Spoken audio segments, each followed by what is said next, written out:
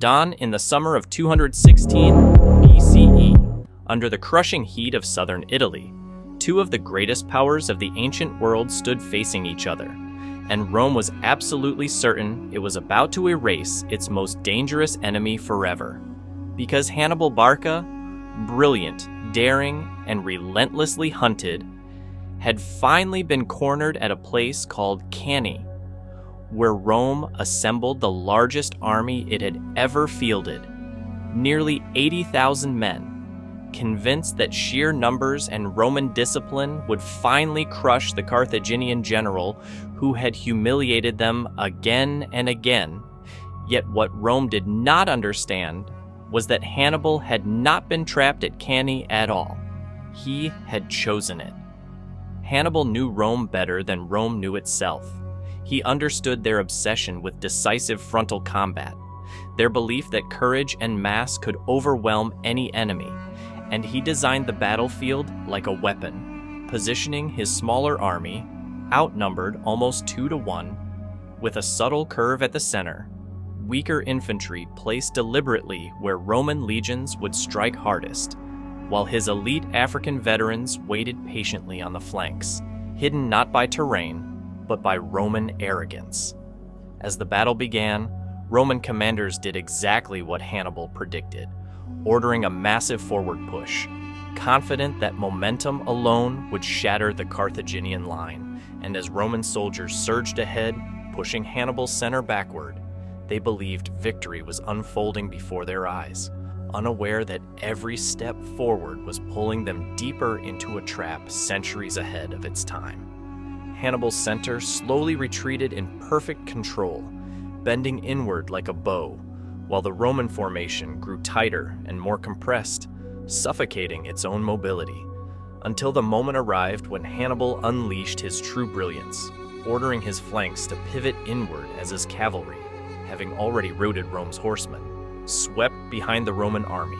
sealing them in from every direction. In minutes, Rome's unstoppable force became a helpless mass of men trapped in a killing ring, unable to maneuver, unable to retreat, unable even to properly fight, as Carthaginian soldiers slaughtered them methodically from all sides in what became history's first fully realized double envelopment, a maneuver so perfect it is still studied in military academies today. By the end of the day, as dust and blood settled over the Apulian plain, Rome had lost over 50,000 men, including consuls, senators, and some of the Republic's most experienced commanders, a single afternoon more devastating than any defeat Rome had ever suffered. And the shock rippled through the Mediterranean world as allies defected, cities rebelled, and Rome stood on the edge of total collapse. Yet here lies the cruel irony of Cannae.